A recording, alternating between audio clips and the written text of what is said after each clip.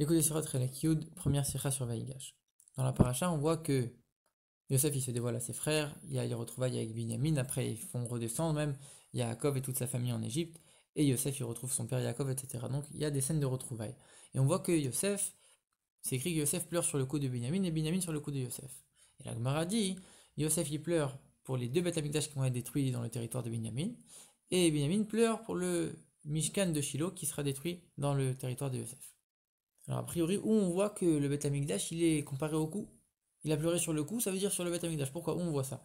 On voit plein d'endroits dans la Torah où le Beth Amikdash, il est comparé au cou.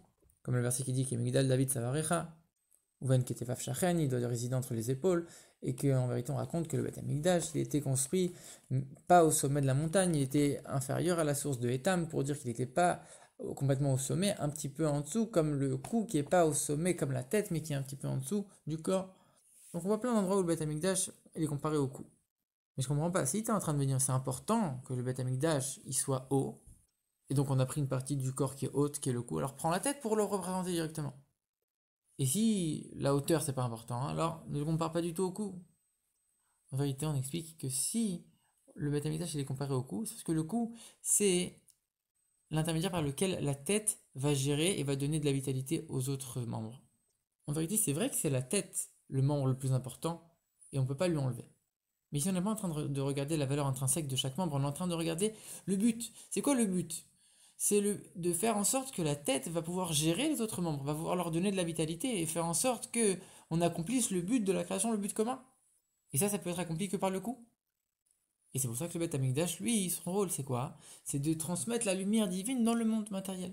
Que ce monde-là soit une demeure pour Dieu, de transmettre le spirituel vers le matériel. C'est pas uniquement d'être un endroit spirituel, mais c'est de matérialiser toute cette influence divine. Et donc c'est pour ça qu'on compare le Beth Amikdash au cou et que chacun, Yosef et Binyamin, a pleuré sur le cou de son prochain.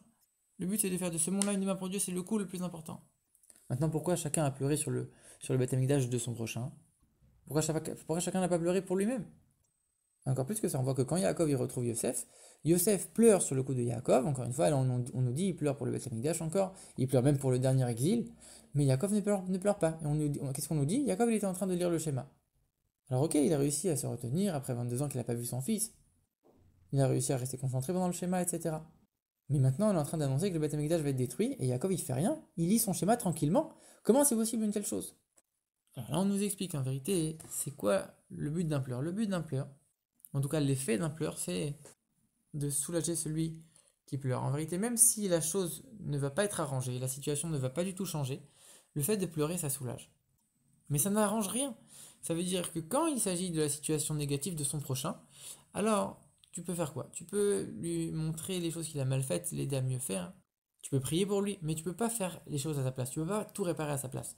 Et quand tu vois que la situation ne change pas, malgré que toi tu as tout fait, alors tu peux rien faire d'autre que pleurer.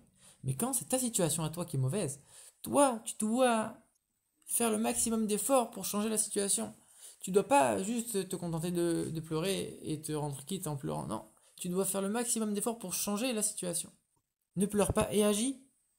Le Rabbi il dit, quand c'est un pleur de tchouva, c'est différent parce que celui qui pleure par tchouva, le pleur lui-même, il aide à faire tchouva et c'est un signe de tchouva, donc c'est autre chose. Mais sinon, il faut pas pleurer, il faut agir. On pleure que quand c'est pour les autres, pas quand c'est pour nous-mêmes. Et c'est pour ça que chacun des deux frères a pleuré sur le Beth Amikdash de son prochain et pas sur le sien. Sur le sien, il faut travailler. Pareil, Yaakov, il n'a pas pleuré sur le Beth Amikdash. Parce que Yaakov, ça le concernait. Alors que Yosef, il a pleuré sur le coup de son père. Et pourquoi Yaakov, il faisait le schéma à ce moment-là? Parce que le schéma, justement, on dit que tout celui qui lit le schéma, il est considéré comme s'il avait apporté les sacrifices. Et apporter le sacrifice, c'est le rôle du Beth Amikdash, justement. Quand on apporte un sacrifice, on se donne entièrement à Dieu. De la même manière que quand on fait le schéma, on se donne entièrement à Dieu. Donc Yaakov, ici, il était en train d'essayer justement de rien lâcher, de réparer et de changer cette situation négative quand du ciel on lui a annoncé à ce moment-là que le Beth Amikdash allait être détruit. Au lieu justement de pleurer et de se contenter de ses pleurs, il va faire en sorte d'essayer de réparer au maximum pour ne pas que cette prophétie arrive. Alors maintenant, si on te dit, mais du ciel, on t'a dit que ça allait être détruit, qu'est-ce que tu peux faire maintenant?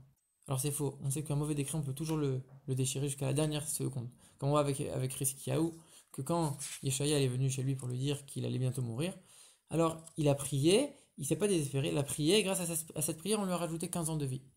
Et donc c'est pour ça qu'ils ne se sont pas désespérés et ils ont continué à essayer de faire en sorte de changer la situation, malgré qu'on leur a annoncé du ciel que les Beth Amikdash allaient être détruits.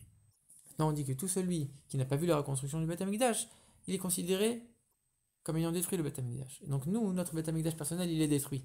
Et par le fait qu'on ne va pas se suffire de gémir, de soupirs et de pleurs, et qu'on va agir, on va faire le maximum de choses pour reconstruire notre Beth Amikdash personnel, par ça on va amener la venue de Mashiach avec la reconstruction du vrai Beth Amikdash.